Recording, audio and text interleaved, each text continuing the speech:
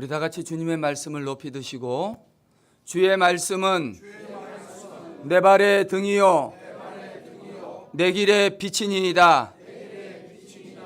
아멘. 우리에게 주시는 하나님의 말씀은 마태복음 11장 28절로 30절까지의 말씀입니다. 신약성경 18쪽입니다. 마태복음 11장 28절로 30절 말씀을 봉독해 드립니다. 수고하고 무거운 짐진 자들아 다 내게로 오라. 내가 너희를 쉬게 하리라. 나는 마음이 온유하고 겸손하니 나의 멍에를 메고 내게 배우라. 그리하면 너희 마음이 쉼을 얻으리니 이는 내 멍에는 쉽고 내 짐은 가벼움이라 하시니라. 아멘.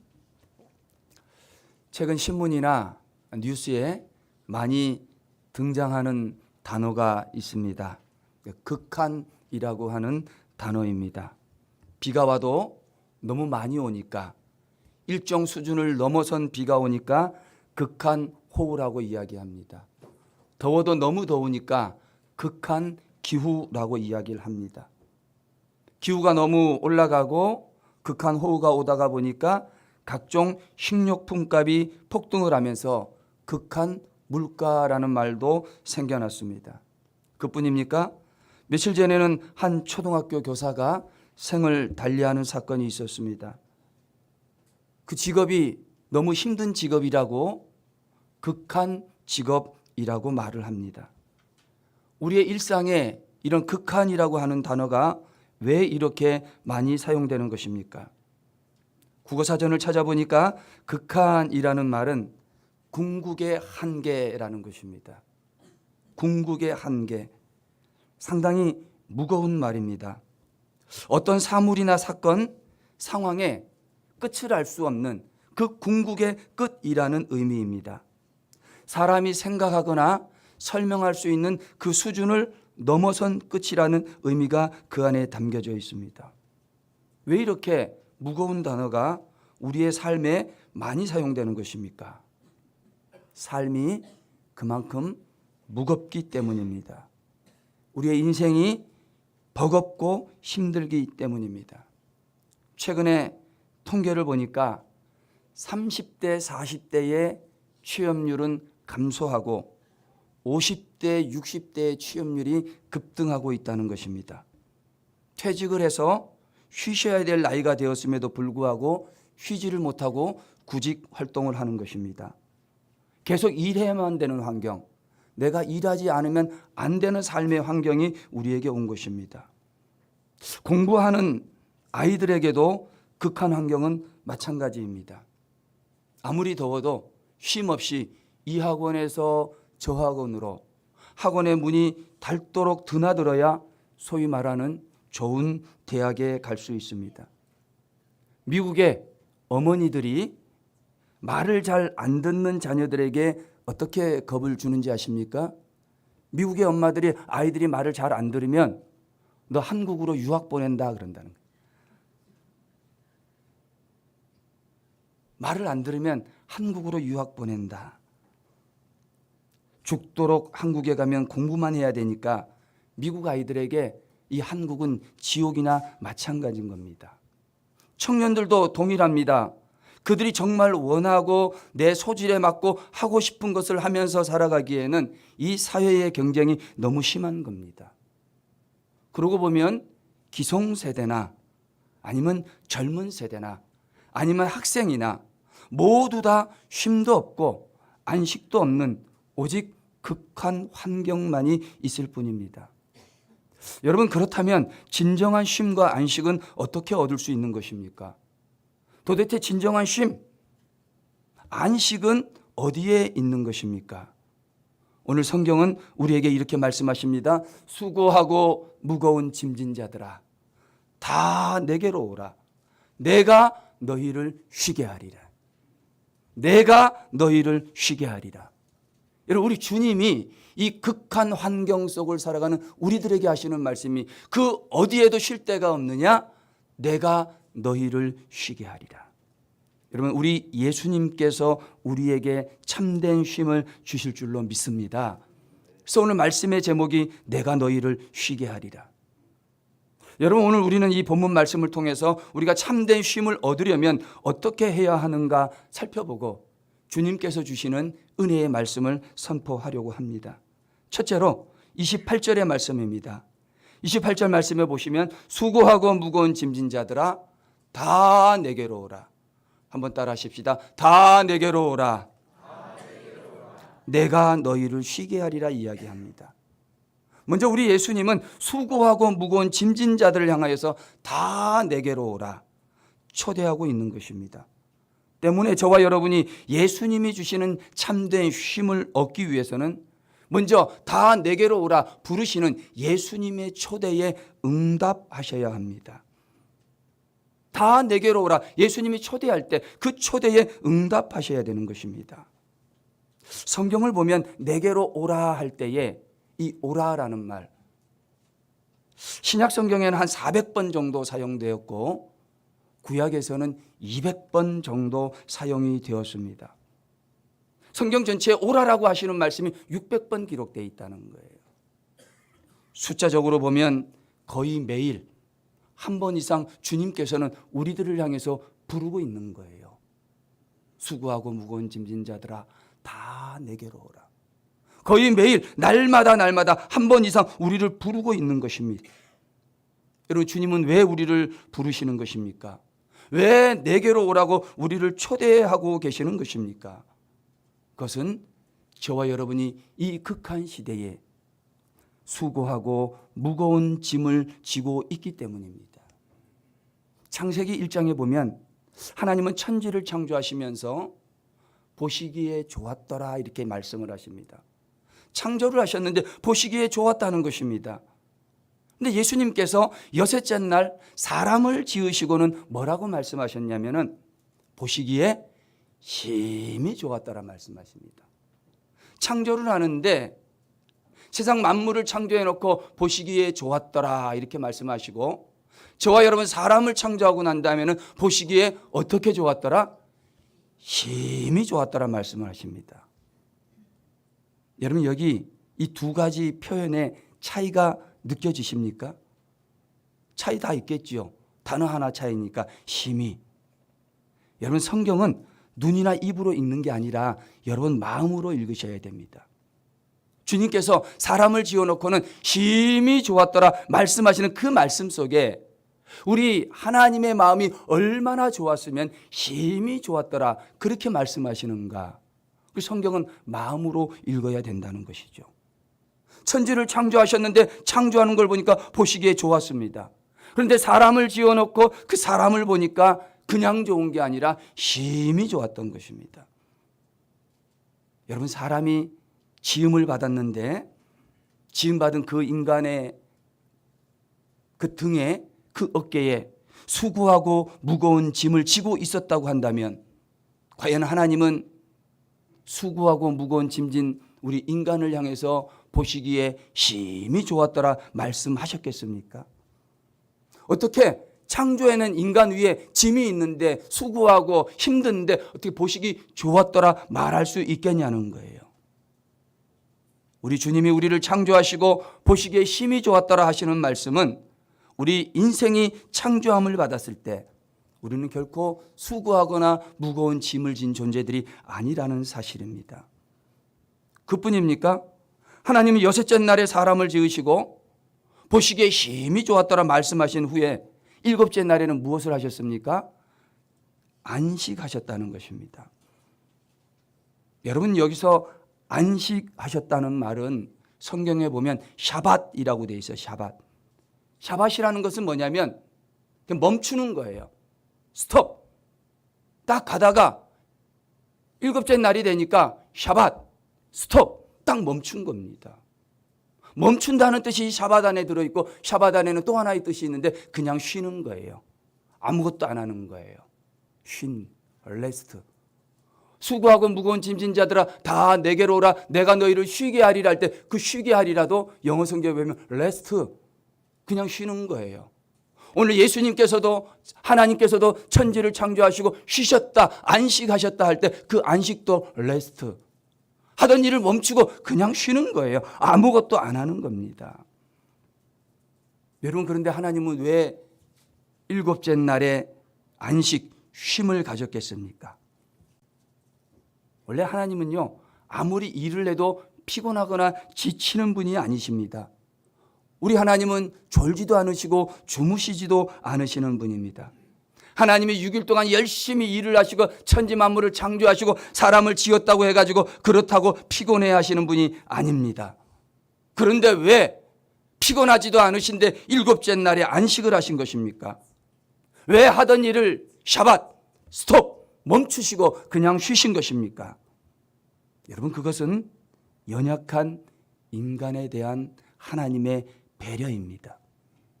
하나님께서 피곤해서 쉬신 것이 아닙니다.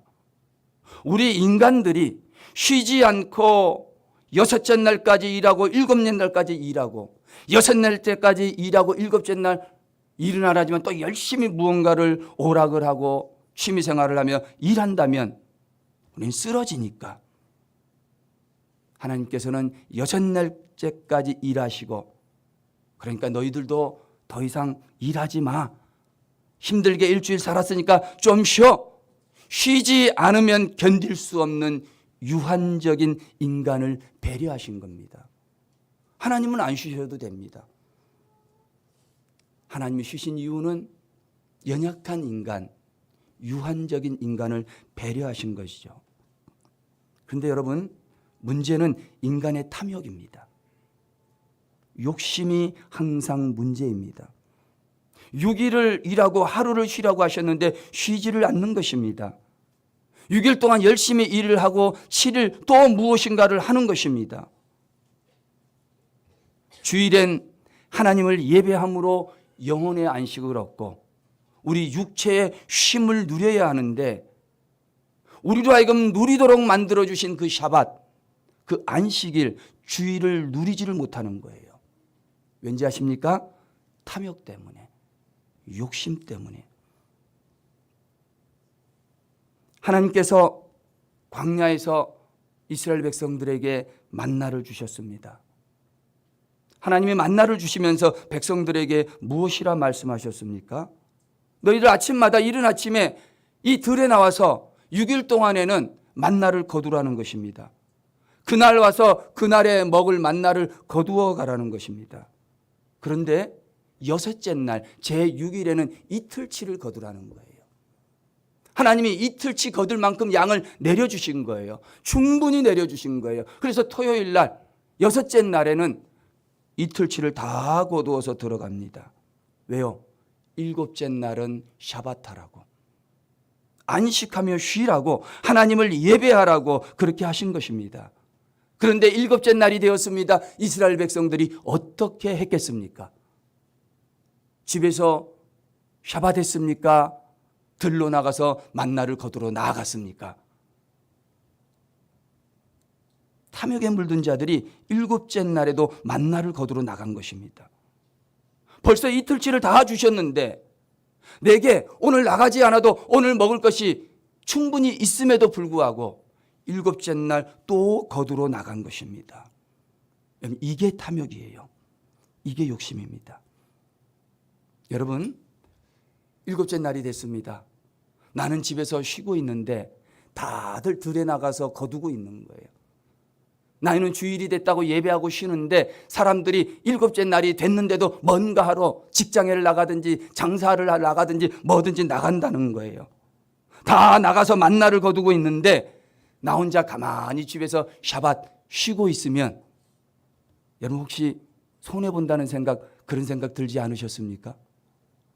다른 사람들은 다 나가서 만나를 거두는데 나는 집에 가만히 있으니까, 내가 가만히 있는 만큼 남들보다 거두지 못하니까 나는 지금 뭐 하고 있는 겁니까? 손해보고 있다고 생각을 하는 것입니다. 남의 집 아이들은 주일에도 학원을 가는 겁니다. 열심히 갑니다. 그런데 내 아들만 교회 안에 있네? 내 아들만 주일학교를 가네? 여러분, 내 아이만 교회에 와 있으면 여러분 어떤 생각이 드십니까? 지금 아이들이 다 학원으로 이리저리. 요즘에 유치원 고시 들어보셨어요? 유치원 고시. 요즘에 영어 유치원 가려면 고시를 봐야 되는데 미리 프리 학원에 가서 공부를 하고 그 다음에 시험 봐서 들어가는 거예요. 다들 다 공부하고 있는데 내 아이만 주일날 와서 예배하고 봉사하고 있으면 내 아이가 뒤처진다는 생각, 혹시 그런 생각 들지 않으십니까? 어떻게 대학 가고 어떻게 취직을 하지? 불안하고 염려스럽지는 않으십니까? 그러나 여러분, 절대로 속지 마십시오. 남들 다 거두는데 내가 거두지 않는다고 해가지고 이 상대적 박탈감이, 남들과 비교하는 그 불안감이 우리 내면에 있는 탐욕을 부채질하는 겁니다. 아무렇지도 않는데, 쉬어도 충분한데, 예배드려도 넉넉한데 내가 나가서 일하지 않고 내 아이가 지금 공부하지 않고 있으면은 마음에 상대적인 박탈감과 비교의식에 의한 염려와 두려움이 찾아오는 것, 이것은 마귀가 주는 장난에 불과한 것입니다. 오히려 여러분, 탐욕은 저와 여러분의 삶을 더욱더 극한 환경으로 몰아갑니다. 욕심을 내면 낼수록 우리는 더 많이 수고하고 더 많이 짐을 질 수밖에 없습니다. 욕심을 내면 낼수록 쉼하고는 멀어지는 것입니다. 사랑하는 우리 한마음 가족 여러분, 꼭 기억하시기 바랍니다. 비록 이 세상이 극한 세상이지만 예수님은 그것보다도 더 극한 사랑으로 저와 여러분을 초대하고 있는 줄로 믿습니다. 세상은 극한 세상이지만 예수님은 그것보다도 더 극한 사랑으로 저와 여러분을 돌보고 계실 줄로 믿습니다. 수고하고 무거운 짐진 자들아, 다 내게로 와라. 내 짐이 무겁냐? 내 삶이 힘드냐? 상대적인 박탈감이 있느냐? 너 불안하냐? 염려하냐? 외롭니? 무기력하니? 걱정하지 마. 염려하지 말고 그냥 내게 오기만 하면 돼. 우리 주님이 우리를 부르고 계시는 줄로 믿습니다. 사랑하는 성도 여러분, 오늘도 부르시는 그 예수님의 부르심에 응답하시기를 주님의 이름으로 축원합니다. 참된 쉼을 얻는 것은 예수님이 우리를 초대할 때에 우리가 기꺼이 그 초대에 응답하는 것입니다. 둘째로, 우리는 예수님께서 주시는 쉼을 얻으려면 예수님의 멍에를 메어야 합니다. 29절의 말씀입니다. 29절 말씀에 보면 나는 마음이 온유하고 겸손하니 나의 멍에를 메고 내게 배우라. 그리하면 너희 마음이 쉼을 얻으리니. 수고하고 무거운 짐진 자들아, 다 내게로 오라. 수고하고 무거운 짐진 자들을 부르신 예수님은 그들을 향하여서 나의 멍에를 메라, 나의 멍에를 메고 나에게 배우라고 말씀하고 계십니다.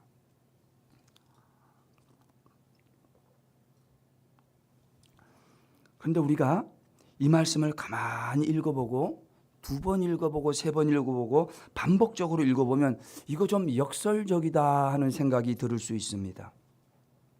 수고하고 무거운 짐진 자들, 여러분, 수고하고 무거운 짐 그것만으로도 힘들고 괴로운 일입니다. 내가 지금 수고하고 무거운 짐을 졌다는 것입니다. 그런데 그렇게 수고하고 무거운 짐진 자들을 부르시면서 나의 멍에를 메라, 예수님의 멍에까지 하나 더 지어주고 있는 것입니다. 차라리 진짜 쉼을 주시고 싶으시면 수고하고 무거운 짐진 자들아, 다 내게로 와라. 내게로 오면 내가 너희의 수고하는 짐, 무거운 짐을 벗겨줄게. 이렇게만 말씀하시면 좋을 텐데 그렇게 말씀하지 않으시고 나의 멍에를 메라 이렇게 말씀하시는 까닭입니다. 벗겨주면 좋을 텐데 짐을 하나 더 지어주는 것입니다. 어떻게 보면 이치에 맞지 않을 수 있다고 생각할 수도 있습니다.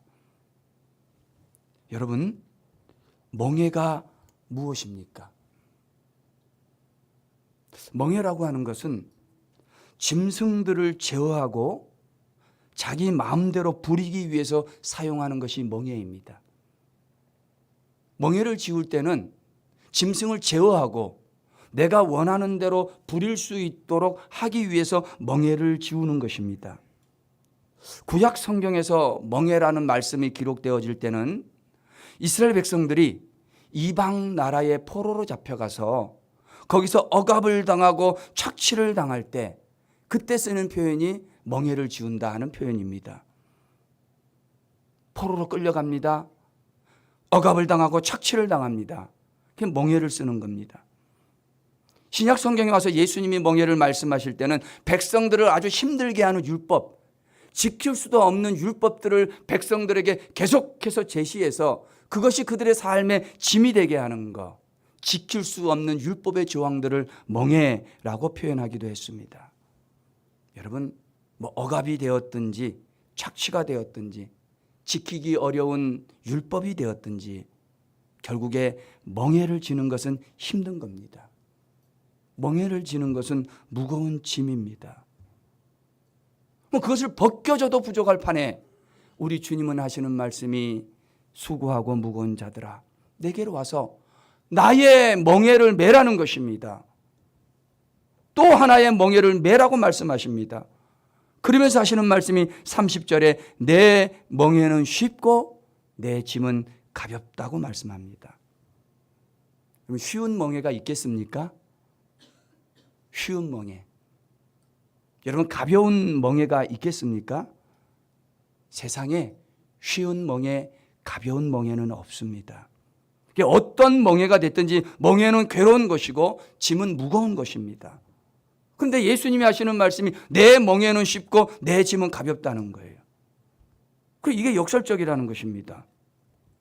사실 세상 사람들이나 갓 예수를 믿어서 예배당에 오시는 그런 분들을 가만히 보면 내가 예수 안 믿을 때는 덜 피곤했는데 예수 믿고 더 피곤하다는 거예요. 예수 믿으니까 왜 이렇게 자주 교회 오라고 하냐는 거예요.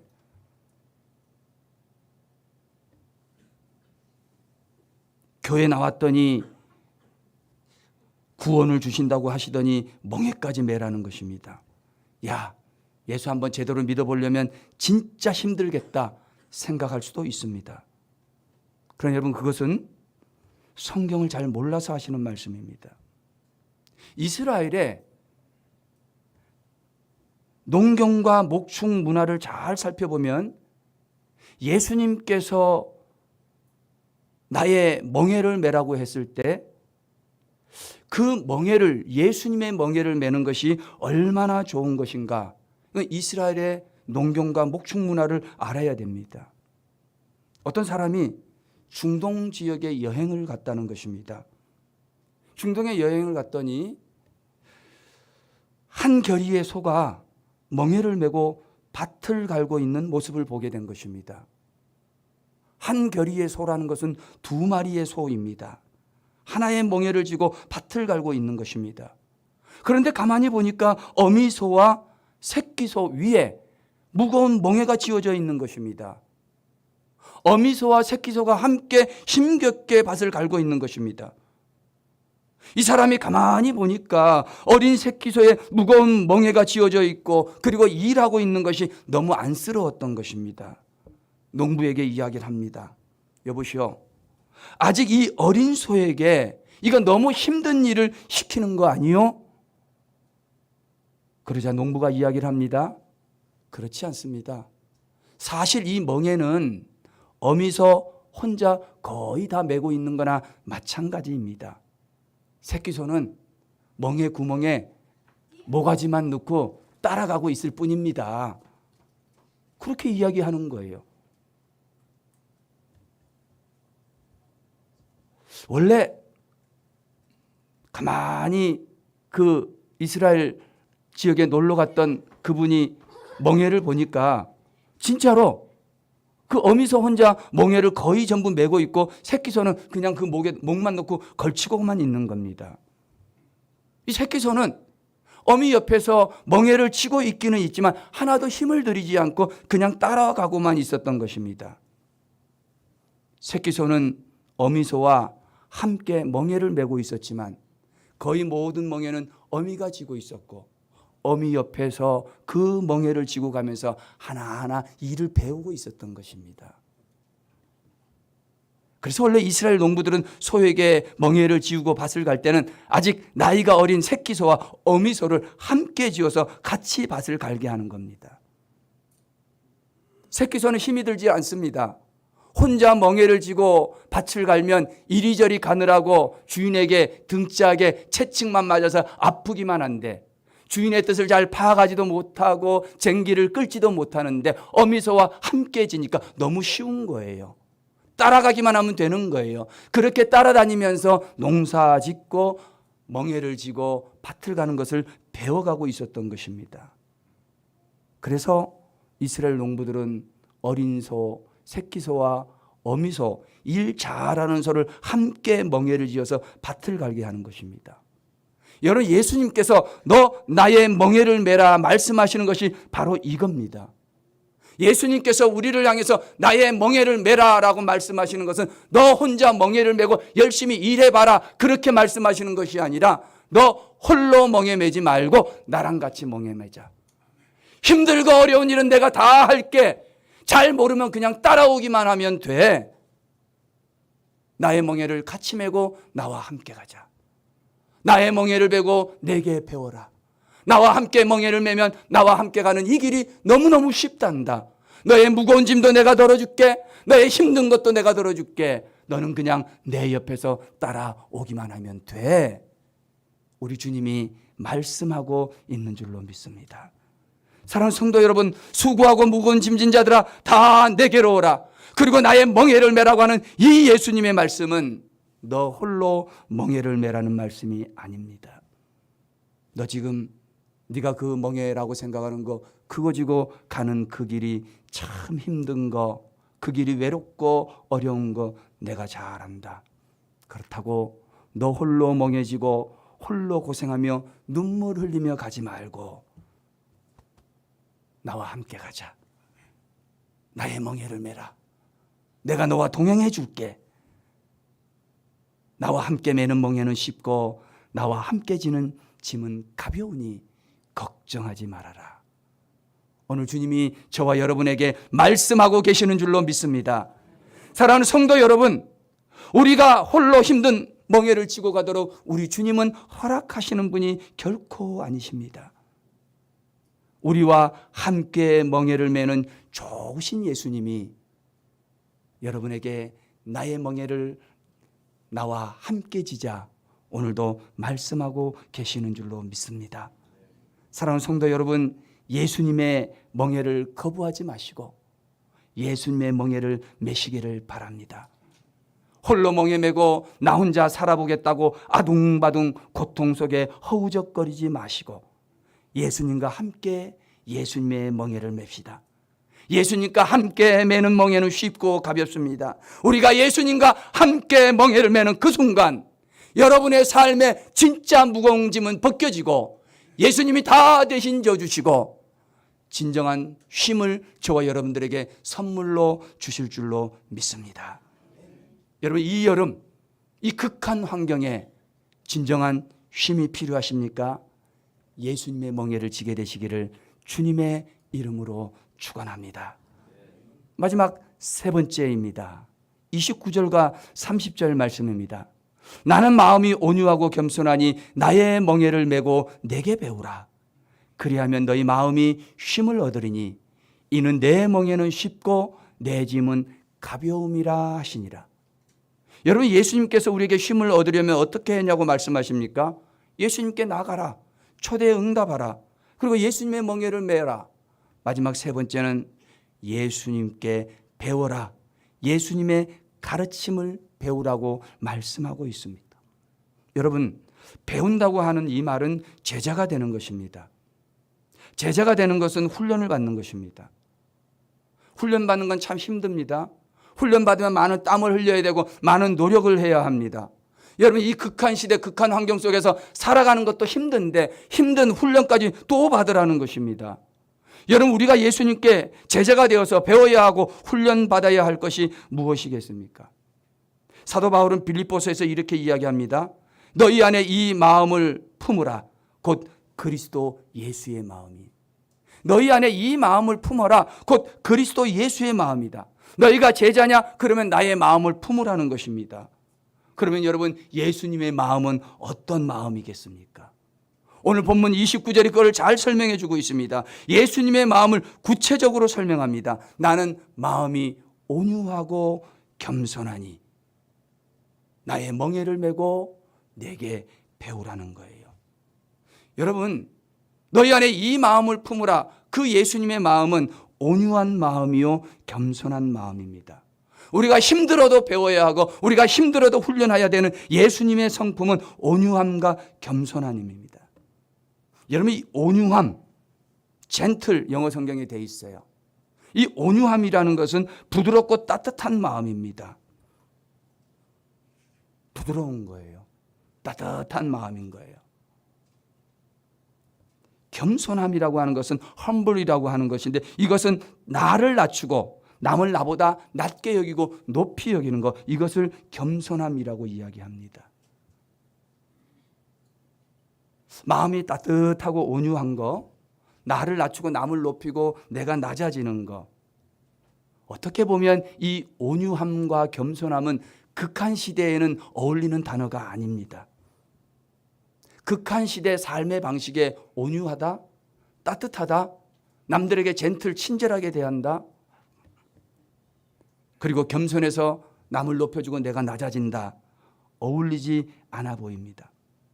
요즘 같은 시대는 똑똑해야 합니다. 요즘 같은 시대 똑똑해야 되는데 똑똑하지 못한 사람들은 힘이라도 써야 됩니다. 똑똑하지도 못하고 힘도 못 센 사람은 어떻게 해야 됩니까? 그 여우같이 야가 빠지기라도 해야 됩니다.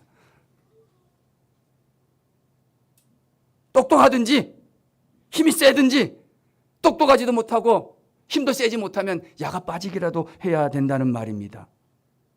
그런데 여러분, 세상이 약하다 보니까 예수님처럼 세상을 살면 속고만 사는 거예요.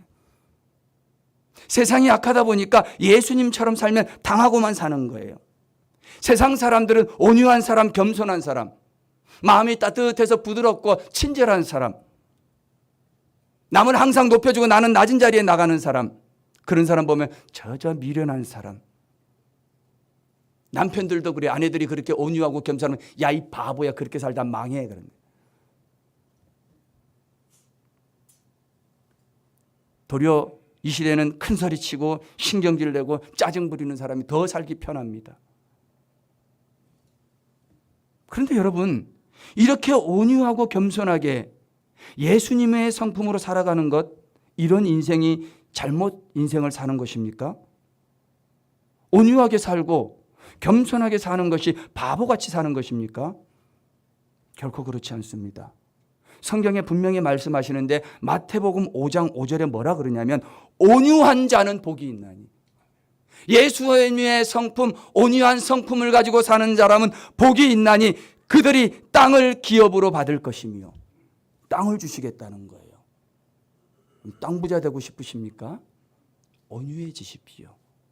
기업은 하나님의 약속이 들어있는 거예요. 그 땅을, 이 땅에 사는 사람의 하나님의 축복을 약속으로 주시겠다는 것입니다. 온유한 사람들에게. 잠언 18장 12절 말씀해 보면 교만은 멸망의 선봉이요 겸손은 존귀의 앞잡이니라. 오히려 나를 낮추고 남을 높여주고 그렇게 겸손하게 사는 사람, 그 사람이 존귀하게 되겠다 하는 것입니다. 그래서 예수님은 오늘 우리에게 말씀하십니다. 온유와 겸손을 배우라는 겁니다. 여러분, 땅을 기업으로 받고 싶으십니까? 온유한 자가 되십시오. 여러분, 세상에서 높임받는 존귀한 자가 되고 싶으십니까? 지금은 아닐지라도 겸손한 자가 되십시오. 반드시 하나님이 높여주실 줄로 믿습니다. 이 온유와 겸손을 배우라는 것입니다. 문제는 무엇인가 배울 때에 우리가 잘 배우지 못한다는 것입니다. 왜 우리가 못 배우는 것일까요? 무엇인가 배울 때 중요한 게 하나가 있습니다. 무엇인가를 배울 때에 가장 중요한 것은 배우려면 배운 것을 버려야 한다. 내가 지금 배우려고 하지 않습니까? 내가 무언가 새로운 것을 배우려고 하지 않습니까? 그러면 이전의 삶을 살면서 살아가면서 배웠던 거 그걸 버리라는 거예요. 엘빈 토플러가 이렇게 말을 합니다. 21세기 문맹자는 읽지 못하고 쓰지 못하는 사람이 아니다. 21세기 문맹자는 배운 것을 버리고 다시 배우는 능력이 없는 사람이다. 이게 문맹자라는 거예요. 21세기 문맹자는 배운 거를 버리고 새로운 것을 배워야 되는데 하나 배워가지고 그거 가지고 평생 살아가는 사람, 그 사람이 문맹자라는 것입니다. 뭔가 배우고 학습하려면 이미 학습된 것을 버려야 된다는 말입니다. 여러분, 예수님의 성품을 배우고 싶습니까? 예수님의 성품을 배우고 싶으면 여러분의 성품을 버리셔야 됩니다. 우리가 예수님의 온유함을 배우고 싶지 않습니까? 우리가 예수님의 온유함을 배우려면 나의 까칠함을 버려야 되는 거예요. 내가 살면서 내 삶의 경험과 내 가정의 환경과 내가 여러 가지 내 주변에 있는 환경 때문에 내가 학습되는 게 있는데 내가 온유하게 살고 싶으면 어떻게 해서든지 생겼던 내 안에 있는 그 까칠함을 버리라는 거예요. 그 까칠함을 버리기 전에는 절대로 온유함을 배울 수 없다는 말입니다. 우리의 삶으로 오랫동안 학습되고 그리고 내 안에 딱딱하게 굳어진 그 심령을 깨트려야 되는 것입니다.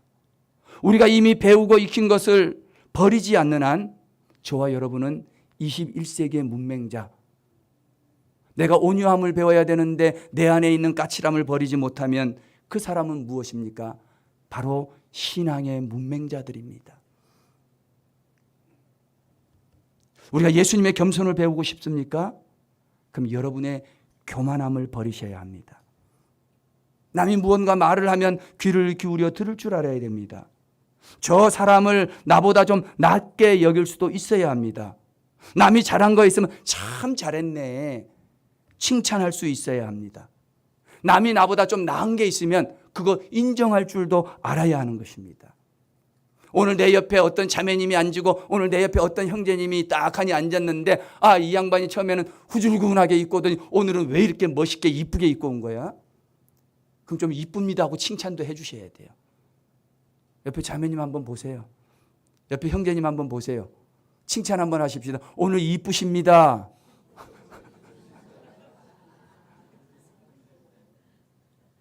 겸손이 다른 데서 시작되는 것이 아닙니다. 남들이 나보다 좀 나으면 그거 인정해주고 칭찬해주는 거예요. 야, 오늘 이쁘게 입고 왔네. 다음 주엔 내가 더 이쁘게 입고 와야지. 이러면 안 되는 거예요. 우리가 예수님의 그 겸손함을 배우려면 내 안에 있는 교만함을 버려야 되는 것입니다. 여러분, 그렇게 사는 것이 겸손입니다. 그렇게 살아야 누가 겸손하게 되냐면 내가 너를 높여줬다고 해가지고 내가 높인 그 사람이 존귀하게 되는 게 아니라 남을 높인 내가 존귀하게 되는 것입니다. 내가 칭찬하고 내가 저 사람 잘 되라고 말았다고 해가지고 그 사람이 높여지는 것이 아니라 궁극적으로 높여지는 것은 누구입니까? 나입니다. 내가 높아지는 것입니다. 여러분, 우리 속에 왜 평안과 쉼이 없는 것입니까? 예수님의 성품을 배우지 못해서 그런 것입니다. 이미 내 안에 있는 강팍함과 교만함을 버리지 못하기 때문입니다. 예수님의 성품을 배우지 못하고 내 안에 있는 까칠함과 교만을 버리지 못하기에 우리는 만약에 그렇게 내 삶을 반복적으로 살아간다면 우리는 신앙의 문맹자로 살아갈 수밖에 없는 것입니다. 사랑하는 성도 여러분, 진정한 쉼을 원하십니까? 마음의 평안과 안식이 있기를 원하십니까? 여러분 안에 이미 배운 것을 버리시고 예수님의 온유함과 겸손함을 배우게 되시기를 주님의 이름으로 축원합니다. 이제 오늘 말씀을 마치려고 합니다. 올 여름은 극한 장마, 극한 호우, 극한 직업, 극한 기후, 극한 삶의 환경이 우리를 힘들게 하고 있습니다. 바라기는 예수님께 나오셔서 예수님의 초대를 받으시고 예수님의 멍에를 메고 예수님과 함께 그리고 예수님께 배우는 삶을 삶으로 우리들의 삶에 진정한 쉼과 안식이 있게 되시기를 주님의 이름으로 축원합니다.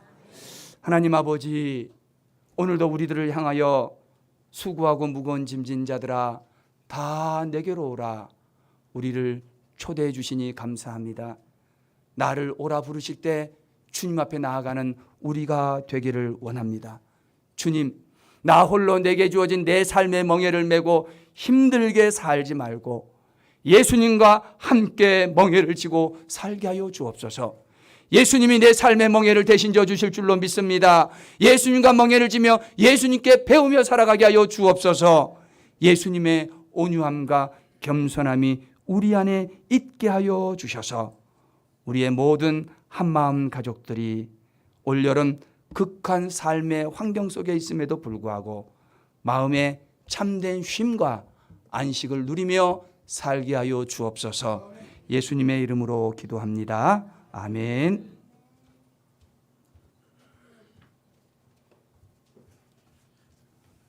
제가 보니까 우리 은율이가 마지막에 아멘 하는 거 보니까 다 아멘입니다. 찬송가 215장 1절과 3절 부르시면서 봉헌하겠습니다.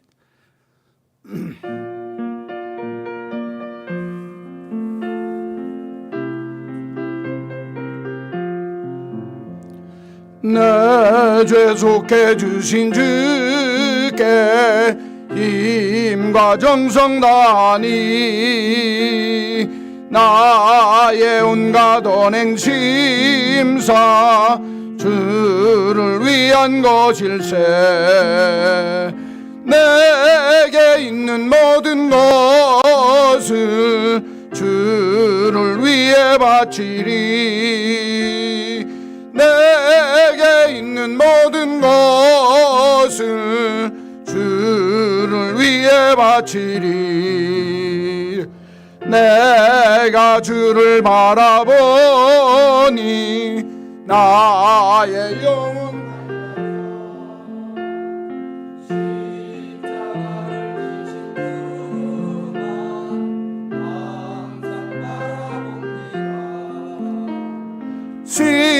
십자가를 바라보며 주만 따라가리라. 십자가를 바라보며 주만 따라가리라. 아멘.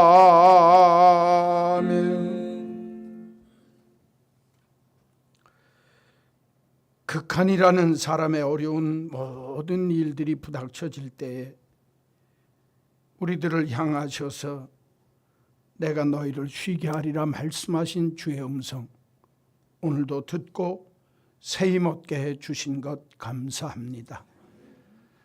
세상 자리에 있지 아니하고 주님 오라 하실 때 주님 초대에 응답하고 내 멍에를 메라 말씀하실 때 주님 나와 함께 하심을 확인하며 주님께 배우되 우리의 버려야 할 것들을 버리며 주 안에 온전히 하나님 기뻐하는 온유와 겸손의 삶의 모습이 내 삶의 자리에 안착하도록 믿음으로 불러주신 것 감사합니다. 이 귀한 주의 백성들이 하나님의 것은 하나님의 것인 줄로 확신하고 구별해서 정직한 11조 찾아서 드리는 감사의 예물, 또 정성 다하는 주일 헌금을 주 앞에 드린 하나님의 거룩한 백성들마다 낮에 해가 저를 상치 아니하도록 밤에 달이 저를 해치지 아니하도록 지키시며 보호하시며 물가에 심겨진 나무 같은 주의 복으로 우리의 삶 전부를 책임져 주옵소서. 무더위 속에 힘들고 어려운 이런 삶의 여건 속에 또 우리 개인이 당하는 아픔과 고통들이 있습니다. 주님이 찾아오셔서 그 개인적인 문제까지도 깊이 개입하셔서 그 상처를 아물게 하시고 낫게 하시고 치유하시는 은총이 있게 하여 주옵소서. 삶의 정황 속에 부닥쳐지는 모든 여건뿐만 아니라 우리의 마음 속에 있는 상처, 아픔, 괴로움, 고통들까지도 주님이 온전히 어루만지셔서 주님 기뻐하는 아름다운 믿음의 모습으로 변화되도록 축복하여 주옵소서. 하나님, 복중더입니다. 우리 믿음의 식구들의 건강을 주님이 붙들어 주셔서 여호와 하나님께서 자기 백성에게 힘을 주시며 여호와 하나님께서 자기 백성에게 평강 주시는 축복이 이번 한 주 우리 삶의 모든 주변 속에 임하게 하여 주옵소서. 예수님의 이름으로 기도하옵나이다. 아멘.